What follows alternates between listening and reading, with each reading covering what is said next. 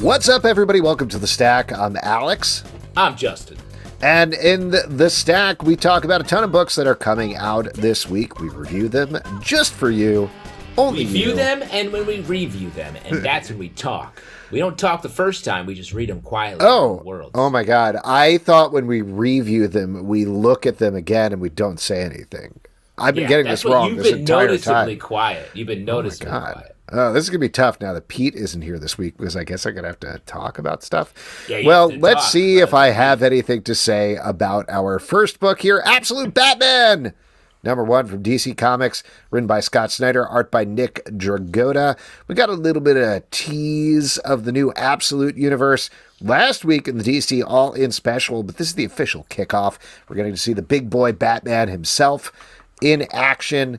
This is a completely new take on Batman, completely new take on Gotham City and everybody inherent there. And over the course of the issue, we don't only get a new origin for Bruce Wayne, we also see a completely revamped, different Alfred Pennyworth, a different Black Mask, and a bunch of other things. I want to hear from you first, Justin. Oh, because Alex, you did. No. Well, I wanted to view before I review.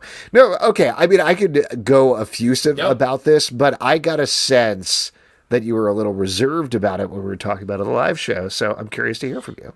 No, I'm not at all. I mean, the Nick Dragotta art, there's been much made of this cover image that you're seeing right here, as if you're watching us on YouTube, about how this is that thick Batman. Like, give me that slab, give me that bat meat. I want to eat that Batman. You know, that's the people. Is that what people are saying, or is that just your? That's the discourse. That's your Threads account, is most of that, right? Yes, exactly. That's the only thing I've ever posted on Threads. That should be fine. But everyone wants to take a knife and fork to these bat hammies on our Bruce Wayne here. But I think the Nick Dragotta art in this book is fantastic. So I want to start there. Love Nick Dragotta. Great to see him on this big title.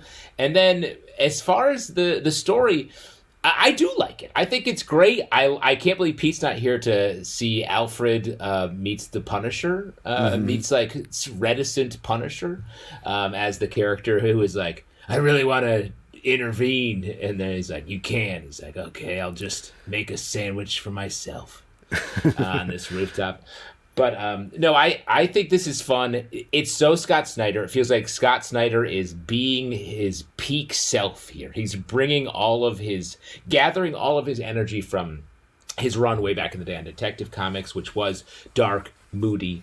All of his DC, the Dark Metal universe and all of that, collecting that here. And then just his run on the Batman title, where he really was sort of reinventing, putting Commissioner Gordon in the Batsuit for a while, inventing new villains. It feels like this is the sort of tip of the spear of a lot of his work in this world. I think that's a really good way of thinking about it, but to take it one step further without being quite so nihilistic, this does feel like very much an extension of the Dark Multiverse work, because this is a darker, more chaotic universe infused with dark side energy. And what you're getting here is it's a more violent Batman. He is big like that because he doesn't have to hide himself, is the whole idea, that he could be like, yeah, basically Batman all the time. It's fine. I work in the sewers. Well, his other job is construction work. So he's like, I'm swole there too. I can be big there. I love this though. Like, I think more than any of those things, though, what Scott is doing here is leaning into Nick Dragotta on art and letting him go absolutely wild in the way that only he can. Some of the images here are just absolutely stunning. Like, first of all, just to take a slight step back, the big boy Batman, I think, is all because of Nick Dragotta's anime manga-inspired style. Like, that's what this feels like, is a blending between manga style Batman and American style Batman, and kind of finding like a midway point there. There's big gothic tall buildings. He's got those bat wings that he can kind of like walk on and hit people with. And there's, to spoil one of the coolest moments of the book, but they've already put it all over social media, where everybody's wondering like, what is up with that weird bat symbol? He turns it into an axe. That's awesome. Like, everything's so functional, and you get also like, it has year one energy also. Like, it's a younger Bruce Wayne. It's a, like, edgier Bruce Wayne. It's someone who you feel like can make mistakes, but is also a badass. Like, it's so many of the Bat books are about him being too proficient, extremely proficient to too proficient that he makes his own mistakes, or he's a little young and not quite, like, he's not locked down. He's a little reckless. This combines those to just be extreme. Like, he might as well have, like, a sick electric guitar come out of that bat symbol, because that's what it feels like is happening. Yeah, and the Alfred is great. I won't spoil what happens at the end, but I'm really intrigued. I think this is a great kickoff to the Absolute line. One that I think, like a lot of people, even though I like the creators involved, I was a little hesitant about, because it felt like, oh yeah, we're also doing our Ultimate Universe. That's not what this feels like. This feels Not like at something all. different. It feels, honestly, if anything, closer to what the All-Star line should have been and never really was. Though, obviously, we do have the ties to DC continuity, but they're not going to be coming back to that for a while. Well, and here's the only thing I have questions about is the dark side infused universe of it. The fact that we started in that as a continuity thing, I'm like, wait, what? Because this book has nothing to do with that. And, like, that's fine. Because what this feels like to me more so is a Black Label universe, like, where the characters can interact as opposed to standalone stories. That feels more true to what this is. So this is total, like, 4D chess type thing. But just to lay in a little bit of information here, we've got Absolute Batman. In 2 weeks, we're going to get Absolute Wonder Woman. 2 weeks after that, we're getting Absolute Superman. They're working on a couple of other things. We know Jeff Lemire is doing Absolute Flash. I'm blanking on, I want to say it's Ram V is doing Absolute Green Lantern, but we don't really know much about those. So we're going to get more stuff down the road. As far as they've explained it, and as far as, like, Scott explained it to me, is they're trying to let everything stand on its own for at least a year, if not 2 years. Like, they want to be like 2 years I don't want more. The 4D chess part is, I think, by tying it to the main DC continuity, they get around the idea of fans being like, oh, well, it doesn't matter. It doesn't matter because it's not in continuity, because it is. It isn't going to affect the first, let's say, 2 years of storytelling while they slowly establish the characters of this new universe. But the other thing that's going to do really smartly is when they reach the end of that 2 years, there is no way, and I say this from reading comics my entire life, that they're not going to reach critical mass in terms of, like, everybody knowing each other and the storylines starting to speed up. Like, that's going to reach the natural end point of a lot of these storylines, and probably they can keep them going past there, but that's the point when you jam these two universes back together, come back to this big mega uber story that it seems like they're following a lot more closely in the mainline DC universe. And I think, just based on these first couple of issues, I think that's really smartly done. Yeah, and I'd be curious, because if the rest of the titles, and I love all the creative teams, are as good as this one, I don't want them to have it interact too much. I want it to be its own thing because it's really exciting. And if this thick, chonky Batman meets our regular twiggy Batman, like, I don't know, he's just going to tear him into tiny pieces. Yeah, why Unless, does of course, the larger Batman not eat all of the smaller Batman? That's exactly right. What a great meal. Unless, of course, in main continuity, Batman is wearing the Nightwing costume, then he gets to be thick Nightwing. Oh, yeah. There's saw. so many options. They got a lot of options on the table. Why don't we move on and talk about our second wardrobe. It's all about wardrobe, guys. Speaking of wardrobe, these folks are wearing cyborg armor in Sentinels #1 from Marvel, written by Alex Paknadel, art by Justin Mason. This is a Bring on the Bad Guys title. We get a new team of cyborg Sentinels who are sent on missions to take down dangerous mutants. They're working out of Grey Malkin Prison, which is the revamped Westchester school. The thing that they don't play very heavily in this first issue, but I thought was one of the more intriguing aspects here, is all of these characters survived previous Marvel events. We get that a little bit. I think one of them is like, yeah, she got bitten in half during the whole Null thing that happened with the King in Black. And that's with all of them. And I was surprised that there wasn't more of a, like, we've got a bone to pick with the superheroes played up here, because that's not what this first issue is going for necessarily at all. Well, and this first issue throws a lot on the table. The idea of like survivors of for other Marvel incidences thrown into the X universe with Sentinel armor that is somehow killing them in a way, working for people that seem like bad guys, but also seem like they still are trying to have an altruistic mission of bridging the gap so that the humans and mutants don't kill each other. Like, there's so many things on the table. They're all interesting and exciting, and the characters are really good, I thought. And I will say the art, I was like, oh, interesting choice. But then I was like, you know what this sense memories me back to is the Reavers from like Claremont era. The art style is very much in that vein, and the content of the book is very like Reavers adjacent. So it has like a sort of like lizard brain root in X-Men history at the same time. Yeah. Like you're saying, I think there's a lot of intriguing ideas set up here. I'm not quite sure it totally gels into a whole at this point because there are so many things thrown on the table. I mean, we didn't even mention like Larry Trask is the guy in charge of this, and he's like, oh, by the way, I'm Larry Trask. I'm not Bolivar Trask. I'm the son of Bolivar Trask, who's a mutant. I died, and then Professor Xavier brought me back in an egg and gave me my mutant powers. It was like, you have a chance to be good, but instead I'm going to be doing these other thing, and here are 5 of my plans that are going on. And it's like, that's a lot. This is a lot. I'm very impressed you got this all in this issue, and it gets it all across, but it's a lot to hold on to. And I think a lot of the proof is going to be in the second issue here in terms of we have one main Sentinel who seems like our good guy Sentinel who has an emotional tie to his family. I'm curious to see as we follow that, whether that's going to be a detriment for him or his strength, where we're necessarily going with this. I think it'll be a strength, and I think I like the characters in this enough that I think they will be our sort of guiding light through all of the continuity that's on the table here. But it is funny, the Larry Trask character is like, I can still feel the yolk from the egg that I came out of, and it's just like, whoa, he's saying this. I feel weird hearing it. Imagine the people in the boardroom who he's talking to are feeling it. Last time I was in a business meeting, another guy said the same thing, though.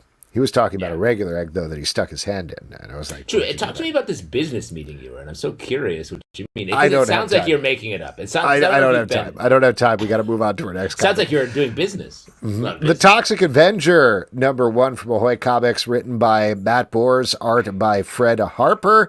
This is a continuation, reinvention, to be honest, I don't really know, but of the classic Trauma... I would call it a reboot. Yeah, of the classic Trauma property, we're getting the origin of the Toxic Avenger. It's told in a really fascinating format where it starts us in the middle and then also goes back in time. Beyond anything else, I like the jokes in here, but I was really intrigued by the structure. Yes, I was going to say, I feel like I'm going to bring this up a couple times in this stack. Maybe I'm in like structure brain, but I feel like so many storytelling choices in this week's stack are really smart and different. And this one sort of it starts us with sort of the fun Toxie at full Toxie form.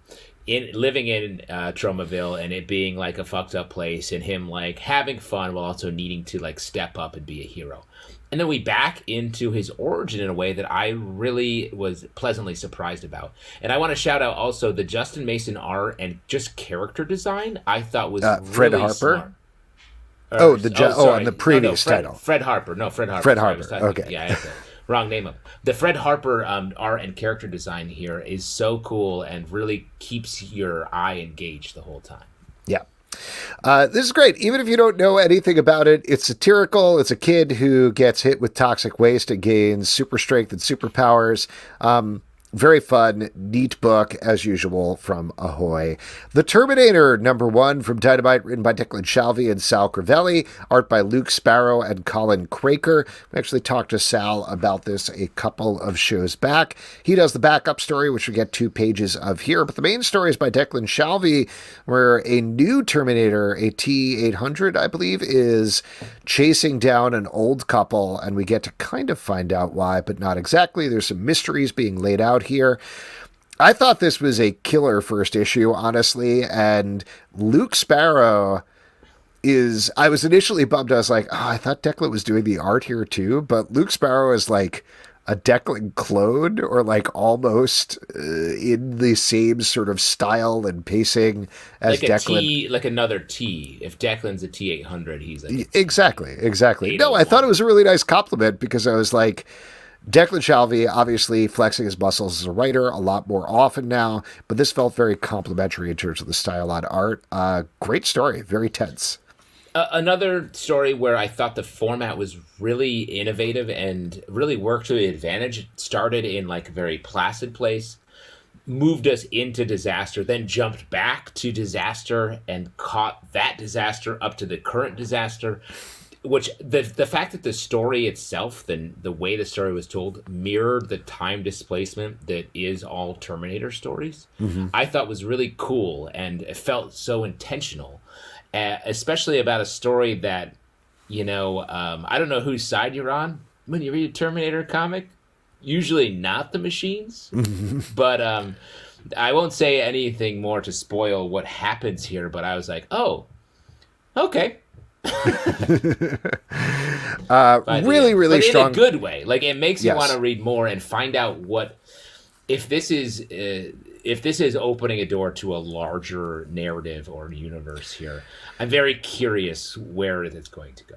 Yeah, I thought both the front story and the backup story, I mean, like Sal was saying on the show, it's 2 pages of a longer story, so it's a little harder to judge it on that, but fun start to that story as well. So Yeah. really good package overall.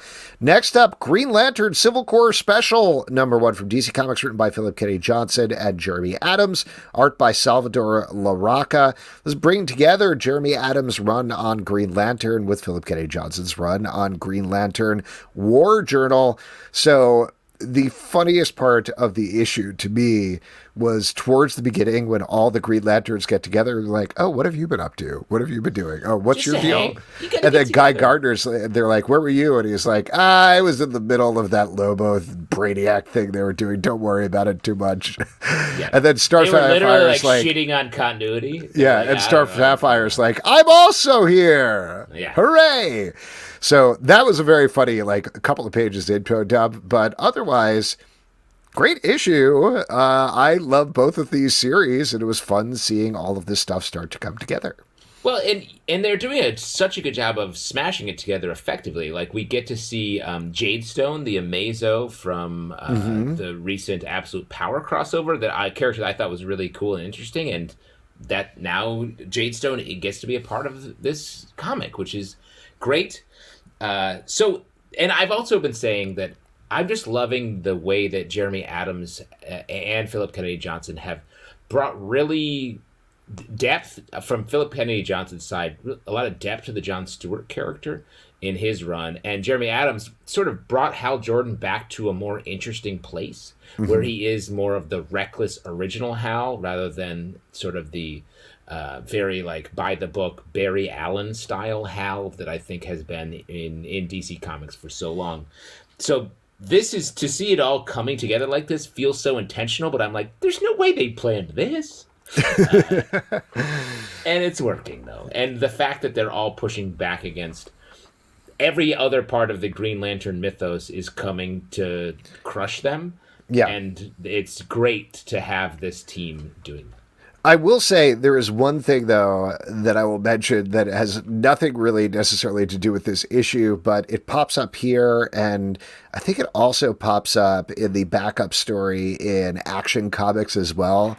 There's that whole they quarantined Earth because they keep screwing everything up.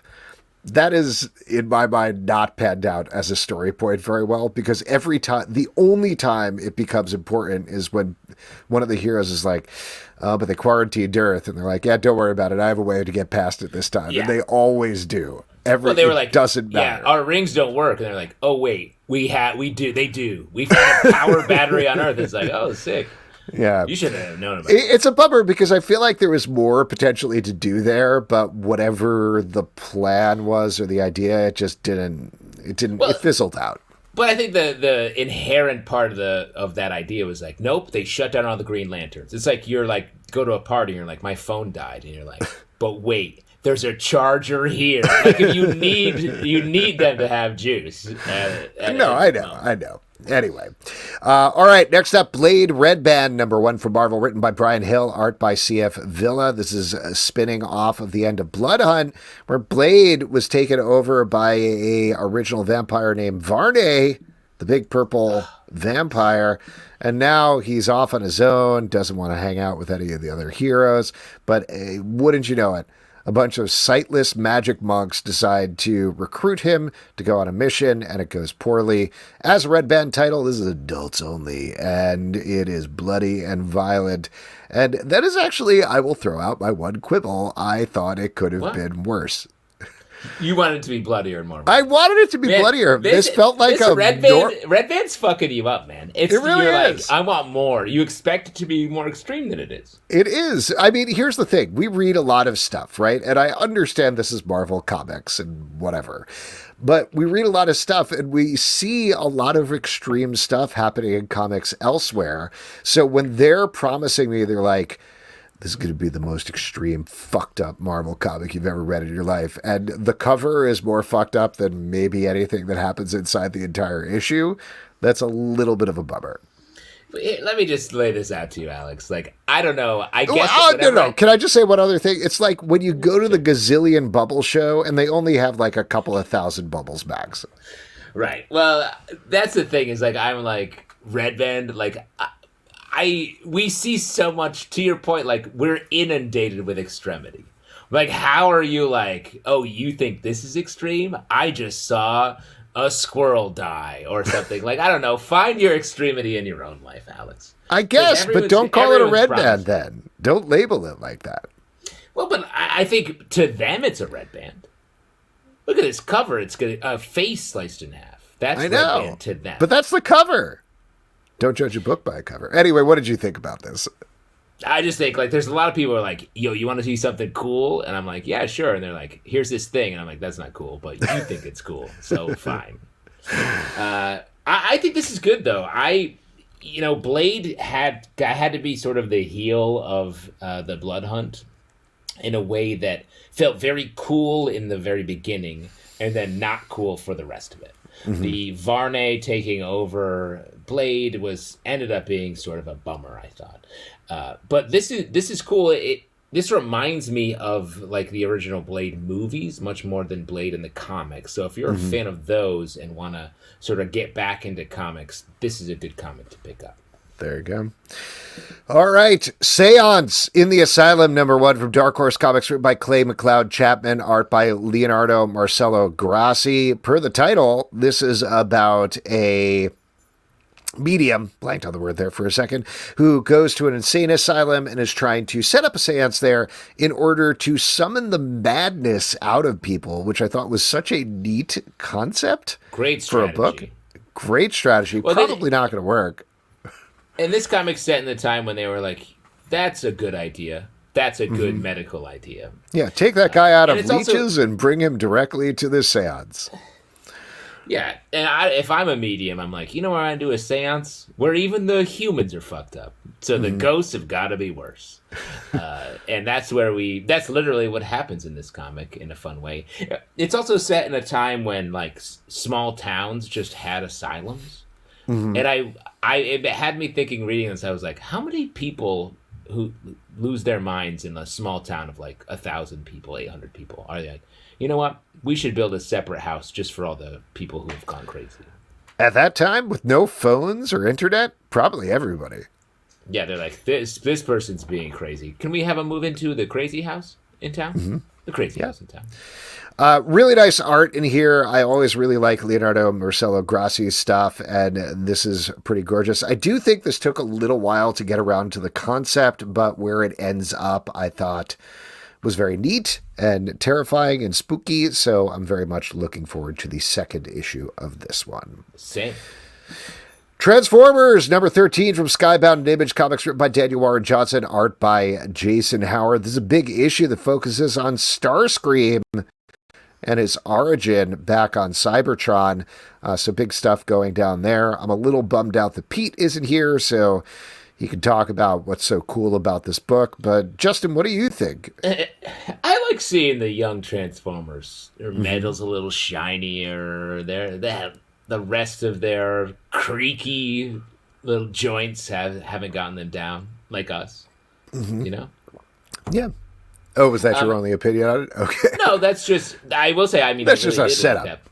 Yeah. But I think in this this comic has been hyper emotional. So this feels like a little bit of a pullback and reset into a new area before we bring back that emotionality and really set up the villains here. Really interesting. I thought the opposite because I've been missing some of the emotionality in the last couple of issues as we've had a bunch of machines banging up against each other and shooting each other and stuff. This one focusing in on Starscream, giving him friends, giving him a reason to hate Optimus Prime, I thought was really well done. There's a nice little twist that I won't spoil here in terms of his origin that gives it an emotional connection to those friends as well, which felt very classic Daniel Warren Johnson. So I like this quite a bit. I'll also mention as a side note, I watched the 2007 Transformers movie with my son, and it is weird. Maybe this is just Transformers stuff, but it is weird the amount of plot points from the 2007 Transformers that they use for the Energon universe. Like specifically, Megatron has been taken out of commission and is being held captive by the U.S. government to that movie, same as he has been in the Energon universe, not the U.S. government, but he's sort of like taken off the board for a while. And they have been using his body to create all the technology for the entire world for decades at this point, same as what they've been doing with the Energon and the Energon universe. So there you go. Are you saying it's weird that this comic book crossover and big new plan took inspiration from one of the biggest movies in movie franchises of all time? All I'm saying is this title's bringing the Bayhem. Oh, good. Bayhem. Bayhem. That's, for Michael Bay. Yeah, I love that. I think we should say that more often. There's not as much Bayhem as there used to be, you know? There isn't. I heard he's going to bring the Bayhem again with Will Smith. They're talking about doing a movie together. Bad Boys reunion. Uh-oh, Bad Boys alert. We just had a Bad Boys reunion like last year. Uh-oh. Here they come. They're already here. They're here right now. What you going to do? What you going to do? They're around. Alex, we've not missed the Bad Boys. They're around. Woo, woo, woo. The Ultimates, #5 from Marvel, written by Dennis Camp, art by Juan Frigeri. After an issue focusing on Doom, we are back to the recruiting process.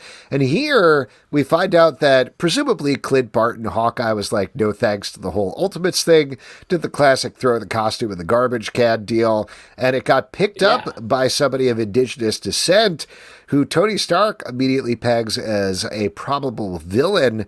Captain America approaches him, and they have a little bit of a fight, and then a little bit of a team-up. Another fantastic issue of this book, despite the glib way that I just described it, because what it's really diving into is how the U.S. government targets people of indigenous descent and immediately pinpoints them as, oh, you're the enemy, you're the bad guy, you shouldn't have these weapons, you shouldn't be in the power position. And that's what Captain America is exploring and playing with this new character. I thought this was phenomenal. Yeah, it was great. And it put both of these characters in a position to be right. Like the superheroes fighting is such a gimmick and such a trope in comics. But I think Dennis does a great job of really earning it here and walking us into it in a really smart way where we think we're with Cap, then we think we're with Hawkeye, and then it turns out that they both understand where each other are coming from in a really smart way. And the art by Juan Frigeri is excellent, just really great, echoing sort of Ultimates artists' art from the past in a really smart way while still bringing us great action. Captain America does so many great little flips in this. He does, and I'll give a specific shout out to two back-to-back full-page spreads in here. Spoiler, but it's the two of them fighting together against this army of crossbones. And then the next page is all of the crossbones are down and they're standing in the middle. And it's just same positioning and everything for the most part, but little changes here and there. Very, very cool. Great little page flip, double page spread type thing. Awesome book. Great cliffhanger for next issue as well. I've been loving this series. So more, can't wait for more. Crocodile Black, number 5 for Boom Studios, written by Philip Kennedy Johnson, art by Som. This is the final issue of the series about a disturbed young boy who is going on a murderous rampage, and it only gets worse this issue. You know, you were...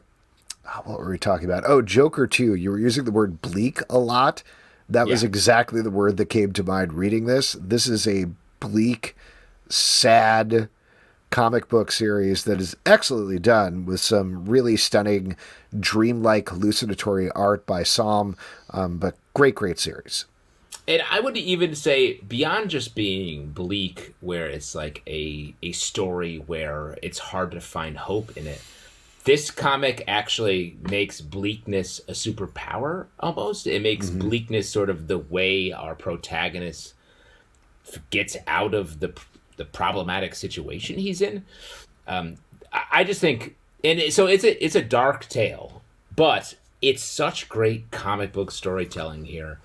It's the synergy of the art along with the story is so fun, and it's something that can only be done in comics. It was my big reading this issue specifically, the way our main character confronts these gangsters who he was working for, and then were trying to kill him, and then I want to say like 3-page series at the end where he sort of folds himself up and puts himself into the position that we leave him with, I thought was awesome.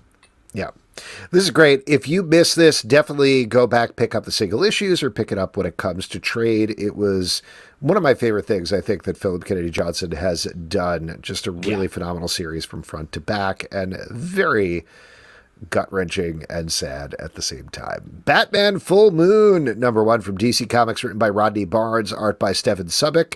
You could probably figure this out from the title, but it's Batman versus werewolves. He's investigating the surface of the moon through a telescope. Yeah, mostly. It's Batman sticking his butt out of the Batmobile and just mooning everybody as it goes by. Oh, man, the Riddler's so pissed. He hates the moon. What has 2 cheeks and, oh, God, I don't know. And 1 hole. What did you think about this?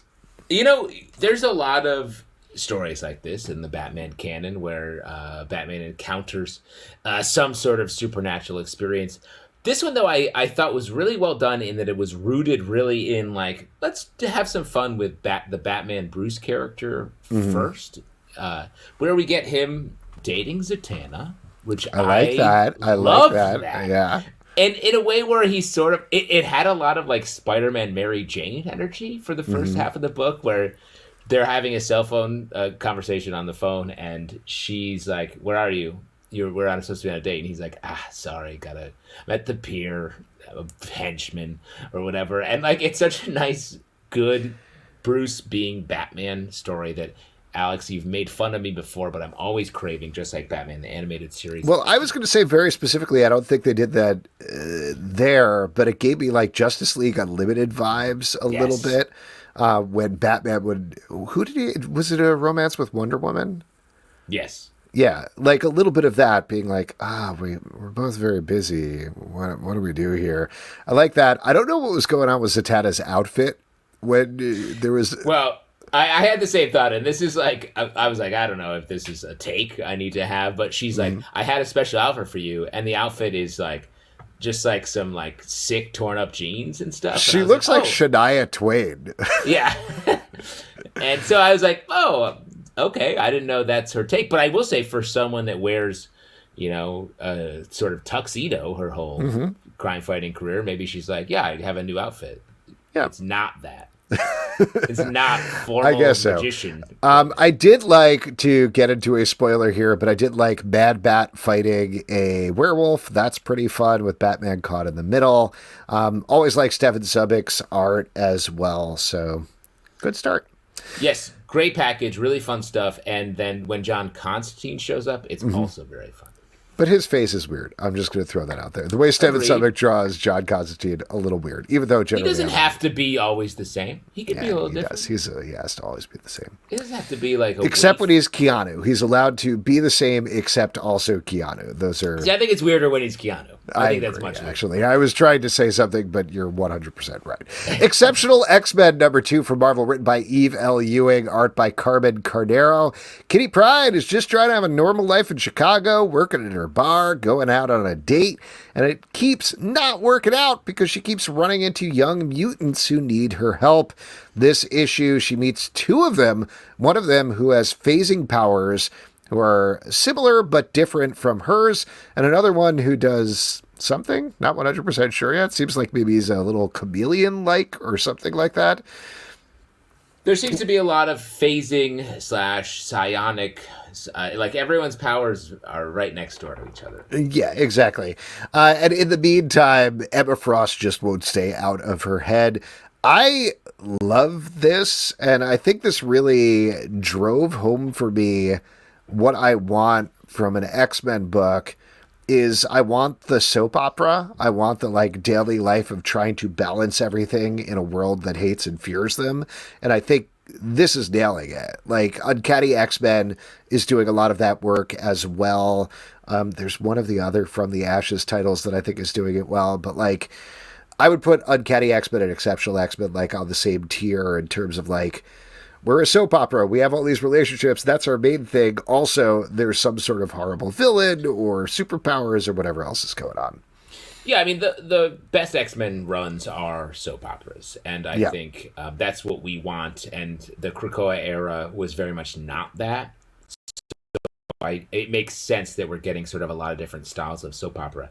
But I would go one step further and say we are having a lot of like, oh, who's the Professor X of this comic? Every X-Men title is having a new idea of Professor X. We have Cyclops, who's like all aggressive Professor X. Forge, who's like just all like brain, like I trust me, I have a plan, Professor X. Rogue is like all heart Professor X. And in Exceptional X-Men, we have Kitty being very much reluctant Professor X, who's like, hey, can I just live? And she keeps being confronted with young mutants who are like, you teach me? And she's like, I'm a bartender.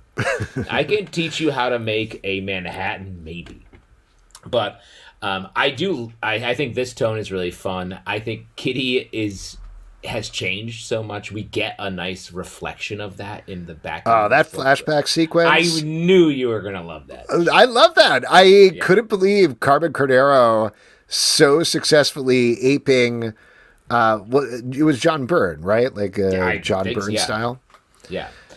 And back might have been Alan Davis. Maybe it was. That's Alan right. Davis. I don't want to say for sure, but it's definitely much that sort of very classic Claremont era illustration style.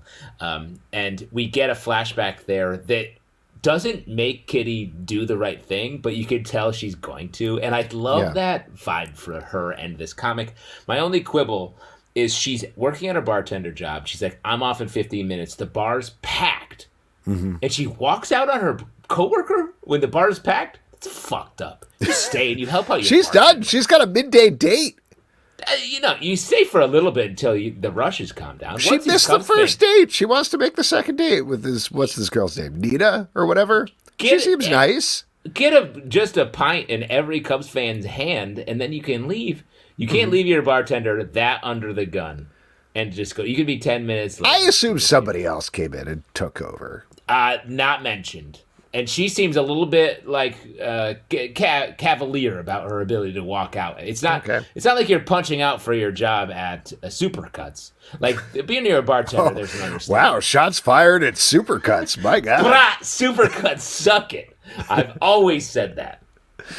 Geiger #7 from Image Comics and Ghost Machine, written by Jeff Johns, art by Paul Pelletier, stepping in this issue as guest artist. We're continuing to follow Geiger in Journey Across America, ostensibly to get a cure, though I have a feeling that won't happen. Meanwhile, yeah, I know, right? Meanwhile, there are new villains on their heels. They meet some kids that they've got to help out. I really feel like this title has hit its stride in the past couple of issues. You know, it's hitting a lot of the same things every time, but to the same point, I was struck that like they're making every issue accessible to a new reader. Like you could pick up this issue of Geiger and be like, oh, that's who Geiger is. This is who this other guy is. Now I'm going with the story. Well, I think that is a thing in comics, but my thing is like, I feel like every issue of this comic since it started has been issue 0. And we get that again here, where like we get like a little like intro, like, in the wasteland, it's hard to be anything, but the glowing man fights for all of us. I'm like, I know this. I know all of this so hard. And I think the last issue, which focused on the 2-headed dog, and we get the zebra, here's the zoo issue, which I thought was really cool. We're back into sort of resetting, and I just want a new flavor. I want progression with these characters, or just something. Geiger only ever says either nothing or just a gruff response like he deserved to die. And I'm just like, okay. So I'm ready to move it forward. I think Paul Pelletier's art is a really good compliment for this book. His pencils were great here throughout. I really liked what he did with this world, particularly whatever the Night Squire guy is. I thought there was a good amount of pathos in the way that he depicted them. So I thought that the guy that dies, the gold. No, not him. The Squire who is half scarred face, palling around with Geiger's buddy. Geiger Squigers. Yeah, his Squigers, Junior, the less glowing man. Yes, I agree. Like, especially since this post-apocalypse has like king, queen, knight vibes to it. Paul Pelletier is great for that. Speaking of kings, queens, and knights, let's move over to Minor Arcana, #2 from Boom Studios by Jeff Lemire. At the end of the last issue, our very cranky character ended up in a weird vision while she was trying to tell the fortune of a woman. It turns out this is some sort of purgatory afterlife where she meets the man she was married to, the one she's telling the fortune of, married to, who has been waiting for her. I thought this was really neat and an interesting view of the afterlife up until the point, and I do want to spoil this because I think this was our same complaint with the first issue. As soon as she comes out of that purgatory, the lady's like, what did you see? And she's like, nothing. Get out of here. Leave me alone. And I was trying to imagine any world beyond a story that I'm telling where this person has to slowly progress through this, where a person came back from purgatory and was like, nothing, I'm not saying anything about this. That seemed like a crazy movie. Oh, I met your true love who's waiting for you in like a cool, like romantic way. I'm not telling you about that. Like, I was like, why are you so nasty? Yeah. It's just a step too far in terms of like delaying it. Maybe there's a reason for it that we're going to get, but I don't know. That turn did not work for me. Well, I think it just made it is a bridge too far for a character to be someone we can ride with. I was like, I know you have your own issues with clearly like having this ability to transgress the planes of reality or whatever you want to call it. But the fact that you can't tell this lady that her husband, and we learn over the course of this issue that she's the main character's mom's only customer because she comes constantly to try to connect with her partner in the afterlife. I'm like, yo, say one thing about meeting Jean in the afterlife. So like, that's all to say, I like this book. I think the story's interesting. The characters are good, but I want the turn where she's going to be a little bit of a better person now because it's such a sour taste when she's so nasty. She nasty. Action Comics 1070 from DC Comics, written by Mark Waid and Mariko Tamaki, art by Clayton Henry and Skylar Patridge. We're kicking off a weekly run on Action Comics, which is great. That takes me back to my Superman reading of my youth. And here we're getting a twisted take on the Phantom Zone as they're exploring the evolution of that with some really horrific visuals from Clayton Henry. And then the backup story, there's a eerie, mysterious story is the way I'd put it, from Mariko Tamaki and Skylar Patridge about Supergirl leaving Earth. Loved Skylar Patridge's art in that one in particular. It's so sparse throughout and haunting. I don't know exactly what's going on or where we're going with that one, but I'm very intrigued. Well, it's not at all the shiny art we're used to from the Super family, and I think it really works. It reminds me of the Tom King Supergirl story in a nice way. Like, it has sort of a little bit more of that storybook, a little sort of like you're turning the old pages of a book, which I think is great because it does feel like it's a little bit in that realm, except more sci-fi than fantasy. And then the front story, I think, is also great. Like Mark Waid getting us into exploring the Phantom Zone in a way I think we don't learn a lot about it in this, but I think we're going to see it in a new light going forward. It reminded me of the Speed Force a little bit, and I think that Mark Waid is maybe going to reinvent what the Phantom Zone is. Star Wars Ewoks #1 from Marvel, written by Steve Orlando, art by Alvaro Lopez and Laura Braga. We are picking up in the same era as the, what is it called, Rise of the Resistance or Battle of Jakku, the crossover thing that we were talking about. Post-Jedi. Yes, a real post-Jedi world back on Endor, the forest moon of Endor. I don't know why I'm What are you, reading off a script? I don't know, man. Answers? These small fuzzballs are fighting. So Jedi are knights of the Force. This is my first interaction with this franchise, and I don't really get it. Anyway, we're getting a bunch of stuff, including Admiral Abelhard. That part I legitimately That makes sense that you don't know what that is, because he's brand new. Yes, he's our brand new bad guy for this era. And what happens to the Ewoks afterwards? What happens to Wicket afterwards as well? That's what we're getting a little bit of here. What'd you think, Justin? We start with the Ewoks. I mean, this Admiral Abelhard, across the other Star Wars books we've been talking about, is being set up as, like, the biggest bad of all. Everyone's scared of him. Like, back in the original Star Wars franchise, the other Imperial guys sort of talk shit about Darth Vader. Like, yeah, he sucks a little bit every now and again, but they're scared of him. This guy, everyone's just purely scared of. But he's just like a guy with cool hair. So, like, that's what I was going to say. Is do something badass. My two notes about Admiral Abelhard. I like the idea of a post-death of the Emperor general is like, nope, not letting go of the Empire. Great idea. Love that. Makes Very sense. into that.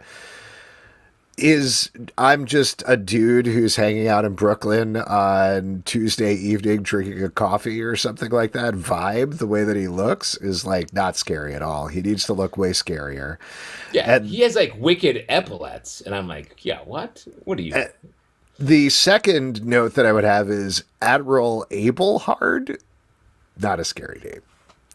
What do you want? Well, here's the thing. I don't know. It sounds like he's a cobbler in some sort of fairy tale or something like that. But what are they pushing against? We have Darth Vader. Every other villain in the Star Wars universe is named like Duke Nasty. It makes sense why his name's a little bit different than that. Yeah, I guess they're trying to do it Goku. with like Abelhard. I guess maybe that was the idea there, but at the same time, it's like Canaanite. Yeah. Think about it. He's just like, he's a poor cobbler who has sent his only daughter on a mission to beg the king for a morsel of food. And that's where he's starting. If he just wanted to make shoes, and instead he's had to run this. But I mean, this is rooted, most of the story here is focused on the Ewoks. We get like a lot of like Wicket trying to like figure out what his life is now. Where he's like, I want to fight the bad guys all the time. They're like, that's not happening again. Yeah. Also, here's a snake that has a tongue that looks like Ewoks or something like that. That was weird. And I also like the non-Abelhard villain who crash lands on Endor is like, well, the ship's fucked up, guys. I'm like, what are you? It has like comedy elements to it, but like none of it is played that way. Mm-hmm. Like, they literally crash and they have to, him and like a band of like random killers show up to like slaughter the Ewoks. Yeah, we also meet the Batman of Ewoks, which I thought was a kind of an interesting move as well. Also weird, and they look like Grinches from Dr. Seuss. I was like, who are you guys? And why don't I know? Is this a pre-existing? Yeah, oh, no. There was the race of Grinches, and then there was also the Batman of Ewoks, who's like the red ghost or something like that, who shows up. So lots going on in this book. Yes, there's lots. If you want to meet the Batman of Ewoks, this is the book for you. If you want to meet the Ewok of Batmans, check out Absolute Batman.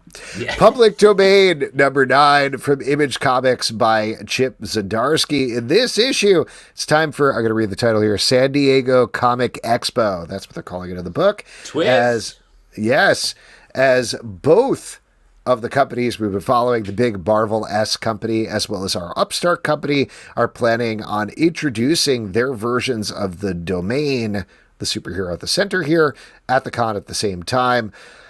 Another great issue of this book, so funny and heartfelt, and man, the thing that happens at the end, I did not see coming. I felt like I should have seen coming, and it is such a great twist. I said this a little bit on the live show, in that when we heard that this was what this issue was about, I was like, it feels like it's all been leading up to this. Like so much of comic book creators' year and lives, like Comic-Con is where it all happens. And so to read this issue knowing that it was going to take place at a Comic-Con, it just paid off so hard. Like everything did happen. All the characters were like a slingshot pulled back so hard and fired right into this comic. There's great jokes. There's a super funny. They meet a PR rep who it works for GYN PR, right. And it stands for Got Your Nose. And there's just a great joke, a walkaway joke, where it's like, well, at least it wasn't GYD. And I was like, yo, that's such a subtle joke that we have to think about to really get. And great. And then the relationship reveals that you're talking about, Alex, at the end, I thought were great. The twists and turns. This series just, it pops so hard in this issue. So you got to read all of them, but this is the one where it really happens. I Heart Skull Crusher, number 6 from Boom Studios, written by Josie Campbell, art by Alessia Zono. This takes place in a post-apocalyptic world where the most popular game is called Screaming Paintball. We're following a character named Trini, I believe, who wants to be the absolute best. This was meant to be a mini-series, but it was so popular they're continuing it. Spoiler for the first part of the mini-series, but Triny led her team to win Screaming Paintball, and as a reward/punishment, they were all split up. So now we're seeing what the ramifications of that are. I love this book. This is such a earnest, central character pushing through this terrible Mad Max world to find a germ of hope and friendship in the middle there.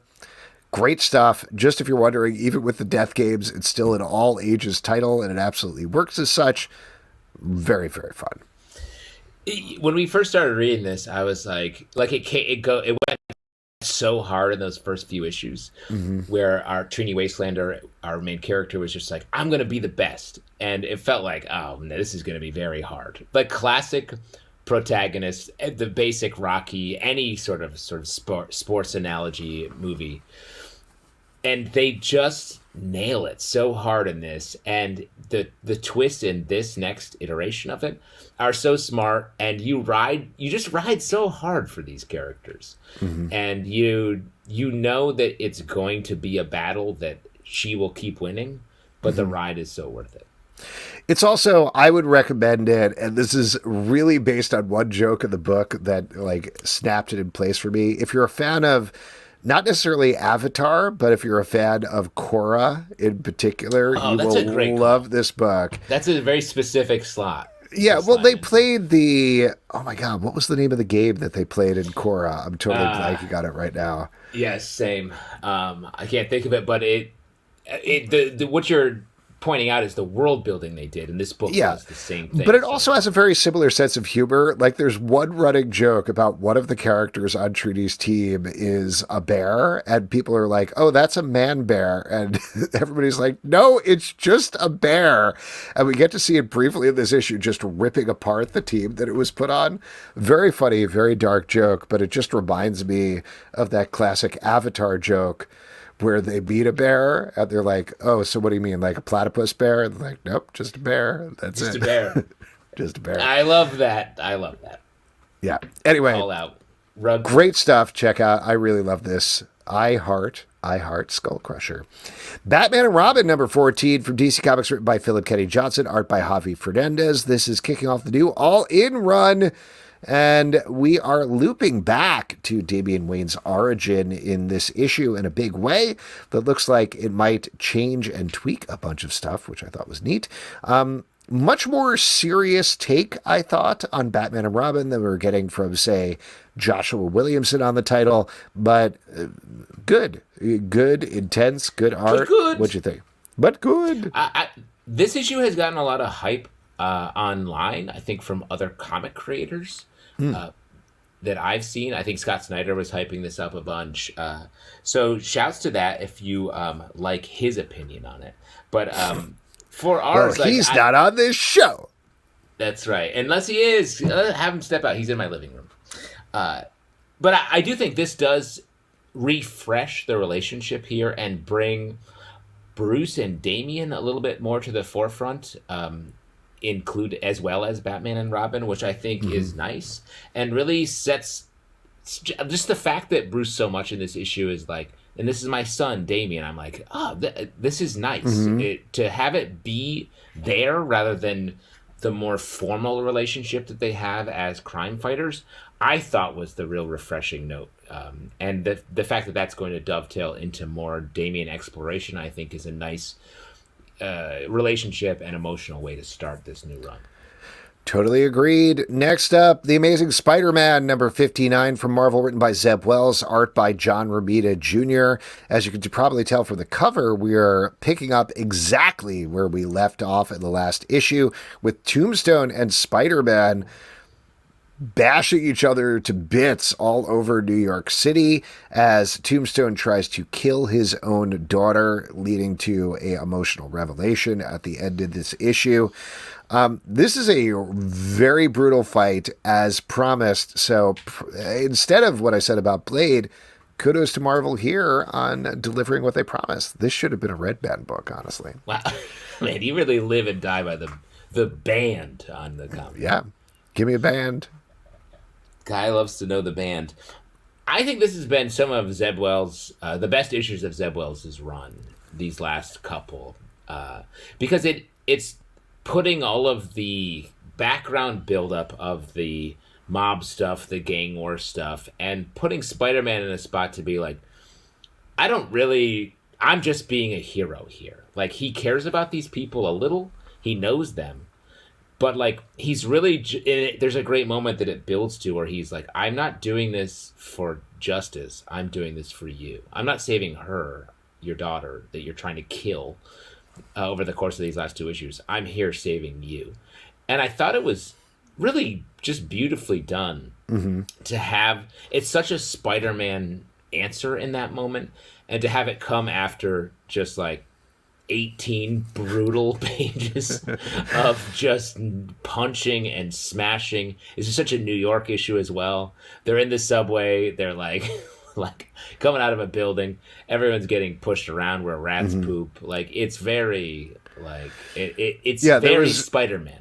There was one thing that actually really tested me as a New Yorker, because they very clearly label a side of the subway as it's the Canal Street stop, and you can exit at Avenue of the Americas. And I was like, is it Avenue of Americas all the way down there at Canal Street? Because I always feel like it stops at 14th Street. Yeah. But I think it is. Like, I actually spent 10 minutes searching it up, and technically that is correct. But I don't know. What train line? It's not the N train. I think, okay, I searched through a ton of pictures. I believe at the ACE stop on Canal Street, it is Avenue of the Americas. That's accurate. Yeah. I think so. I thought you were saying the N train. It totally threw me for whatever reason, because I was like, what are we talking about here? That doesn't make But I don't know. sense. They are being a little bit, it does say special. It's an S train, technically. And it's an S train? No. It's what it says Come here. on. It says special. It's S special there. Mm-hmm. See? Oh, It's not 100% accurate. Should we try for a no prize here? I think what happened was that in the Marvel Universe, Avenue of the Americas goes further south in Manhattan than it does in the real world. I would argue that for a separate no price that there's a special S train that runs only when superheroes are fighting supervillains in the subway. I think what they do is they change the letter to whatever the superhero is. So they're like, oh, it's Spidey. Flip to S. Yeah. There's Wolverine to now it's the W train. Yeah, you don't want to be on the G train, the Galactus train. That's a real fucked up ride. Oh, he ate. Scarlet, number 5 from Skybound Image Comics, written by Kelly Thompson, art by Marco Ferrari. This is the final issue of this series as Scarlet, Storm Shadow, and Jinx all try to escape from the building with this mystical sword, leading to a new status quo for the Energon universe. I'll reiterate my same thing that I said for the last issue. Kelly Thompson knows how to write a great spy caper. This is a fun, good conclusion to it. I am intrigued to see what's going to happen going forward with these characters. I have no clue what that sword is, and I feel like it should be a bigger deal than it is. And everybody keeps being like, whoa, that sword's bad. Yeah, I mean, it's not like it's a sword we know about in our regular lives. Only in the comic is it important. Right. If Pete was here, because he did the last time, he's like, what? What are you talking about? It's the blah, blah, blah sword. Like, but here's the thing. Pete's a huge fan of this guy named Storm Shadow, but like, what is Storm Shadow at its core? It's just a cloud. It's a cloud cover. His name should be Cloud Cover. Yeah. Not Storm Shadow. It should be cloudy with the chance of meatballs at best. That feels like him. So, like, he can hold up whatever shiny sword he wants. He's just cloudy with a light chance of meatballs. Yeah. I really enjoyed this. I thought the art was also fantastic by Marco Ferrari, and it's really great. But it did end abruptly, I thought. Mm-hmm. I wanted this to go another issue. I feel like we lost Scarlet, especially in this issue, and it became about Storm Shadow and the sword, and I was really sort of connected with Scarlet, especially as we built up over the course of the series. So here, I'm going to just mention the spoiler for the end here, so if anybody doesn't want to know, please do turn away, but at the end of the issue, Scarlet is back with the Arishikage clan, is that what it is? Yeah, the ninjas. Yeah, sure. The ninjas clan, which explains why she is not in the G.I. Joe series that's coming out from Joshua Williamson, at least on the cover of the first issue or anything like that, which was certainly a question because she's kind of like a mainstay of G.I. Joe. But I think what they are doing here, this is just me pure speculation, but we've already developed Cobra in the background. They've been showing up everywhere. So now they're a full-fledged organization, as we've seen over various miniseries. G.I. Joe is just kicking off when we get into G.I. Joe #1. So I think what we're doing is we're throwing a third faction in there. Yeah. That it's not just G.I. Joe versus Cobra. You've also got the Arishikage clan in the middle there, who now has this powered up sword and could really mess things up at the same time. So, which, if that's the way they're going, and that's the idea there, I do think that's interesting because it makes it instantly a much more complex universe than usual with G.I. Joe stuff. Well, and I think, they're just muddying the waters a bit to create a more disparate battle eventually down the road. Because, Cobra Commander's in his own place, Destro's in his own place.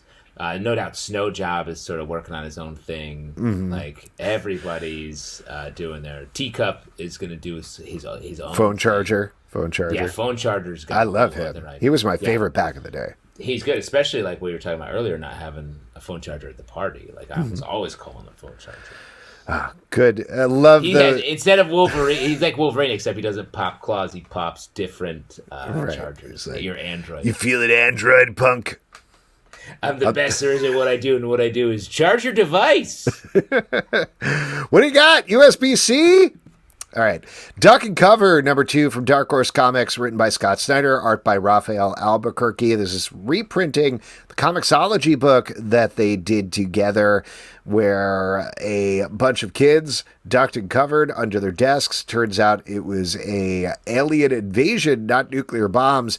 And the neat thing that they're doing, to get back to the structure discussion we were having, maybe you're going to bring this up here, is that every issue is based on a different genre of movie that you would see at a drive-in, which I didn't realize in the first issue, but they hit pretty hard here, and it seems like they're going to hit hard in the last issue as well. I thought that was very cool. Yeah, and it really takes if you were to at the end of this issue, you walk away with so the desks that they were duck and covering were specifically designed with this alien metal or alien infused metal that protected just children from this their attack. I was like, oh, this is a very B sci-fi movie from the 50s premise. So, and when I was reading it, I was like, oh, that's sort of off. But then I was like, oh, but it's intentionally off. Because I think that's sort of the point of the book, that they're both commenting on genre storytelling while also doing an extremely genre story. And that's fun, and it makes sense that it's exactly what Scott and Raphael wanted to get back to after American Vampires, which sort of was in that same nostalgia Americana, taking old genres and just smashing them together for a story. It feels like a great follow-up to that. Totally agree. Fantastic Four, number 26 from Marvel, written by Ryan North, art by Ivan Fiorelli.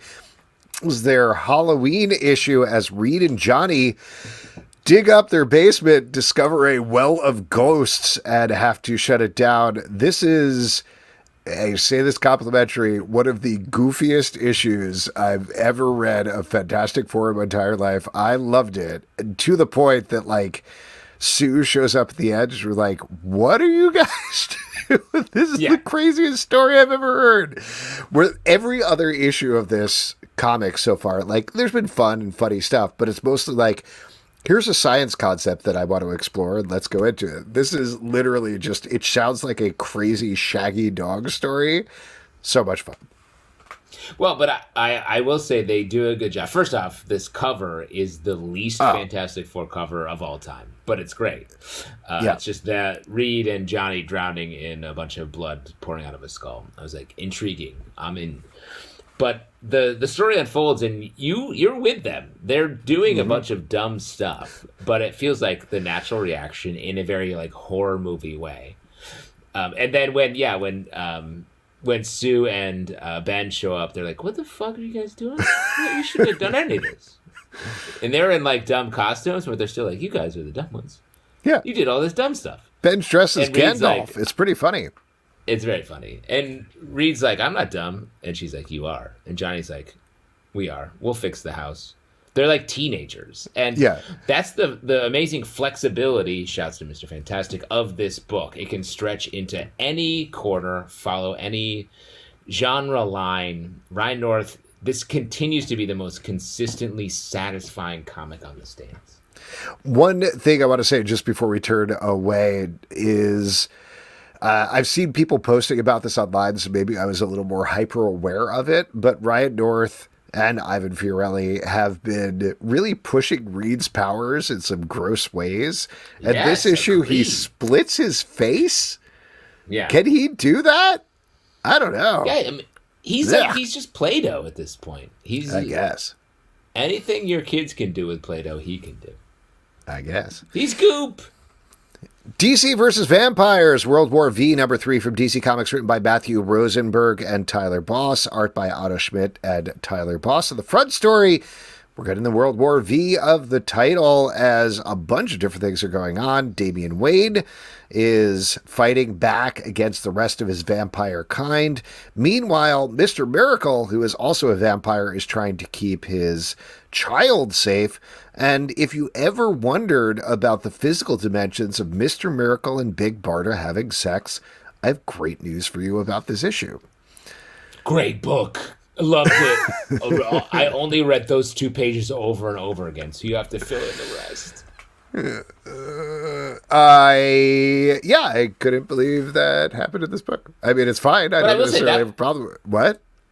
It was a great scene. It was a the great best scene scene. of I was the just book. like, Yeah. oh, I've never actually thought about that, but now I will never stop thinking about that, I guess. It is. I mean, I don't know if they're in the Tom King book. I don't think they were portrayed as quite this different in size. Right. But He's a skinny little guy. and she's famously big. It's in her name. That's part of her name.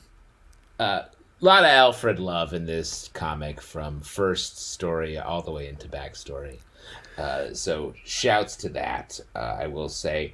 And this comic is Matt Rosenberg has such an understanding of so many corners of the DC universe. Brings in a lot of characters, Orphan Maker here in a fun way, and is able to make sense of a story about vampire factions where the humans are really on the periphery. Like, so much of this is about different vampires being mad at each other. It's still fun, still engaging, and still looking forward to what happens.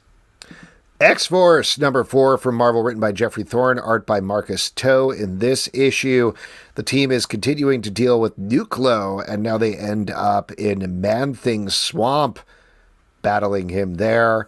What'd you think about this? I mean, this book, I don't know. I've lost the track. That's why I kicked it over to you. Like, I think like fair. I think it had a couple of very strong opening issues, or a couple, literal, 2 very strong issues. And then this Nucleo thing coming in the middle over now 3 issues is, I guess, we're heading into. Yeah. I'm not quite sure what we're doing anymore. Well, you know what it is it feels like the main X-Men title should be X-Force. And this title should be Exiles. This should be...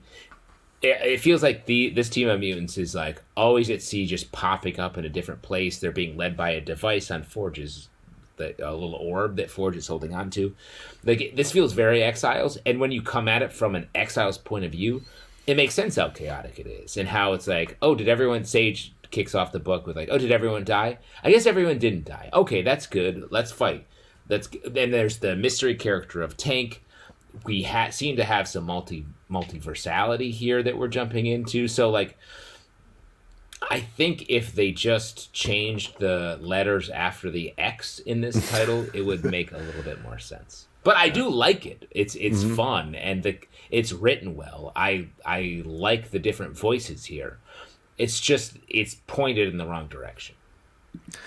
Last but definitely not least, Dracula, a storybook portfolio from Image Comics by J.H. Williams III. Per the title, this is J.H. Williams III retelling the story of Dracula as a picture book, an oversized picture book.